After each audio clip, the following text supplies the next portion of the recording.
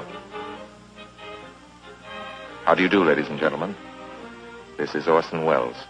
I'm speaking for the Mercury Theater, and what follows is supposed to advertise our first motion picture. Citizen Kane is the title, and we hope it can correctly be called a coming attraction.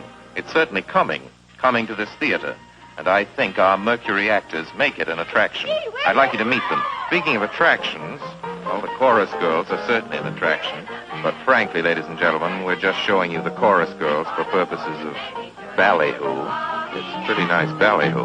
But here's some of our real Mercury people. This is the first time you've seen most of them on the screen. Hey, give Joe a little light.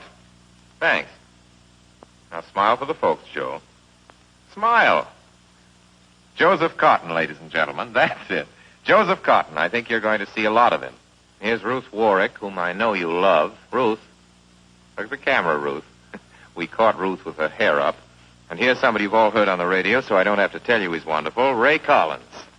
Dorothy Commongore is a name I'm going to repeat. Dorothy Commongore. I won't have to repeat it much longer. You'll be repeating it. And here's George Coulouris, who's a grand actor. I'll say that name again. George Coulouris. Watch it. Here comes Everett Sloane. Look out, Everett. Oops.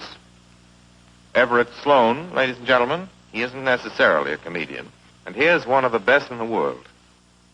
Agnes Moorehead. I've said a lot of nice things, but Erskine Sanford deserves some more. Erskine Sanford. So does Paul. Paul Stewart, everybody. Citizen Kane is a modern American story about a man called Kane, Charles Foster Kane. I don't know how to tell you about him. There's so many things to say. I'll turn you over instead to the characters in the picture. As you'll see, they feel very strongly on the subject. Charles Foster Kane is... Sure, he started the war. But do you think if it hadn't been for Mr. Kane, the United States would have the Panama Canal? Charles Foster Kane is nothing more or less than a communist. Kane, governor. Listen, when the voters of this state and Mrs. Kane learn what I found out about Mr. Kane and a certain little blondie named Susan Alexander, he couldn't be elected dog catcher. I'm going to skin Mr. Charles Foster Kane alive. I'm going to marry him next week at the White House. Emily, I hear you've been stepping out with Charlie Kane. Of course I love him. I gave him $60 million. Well, of course I love him. He's the richest man in America.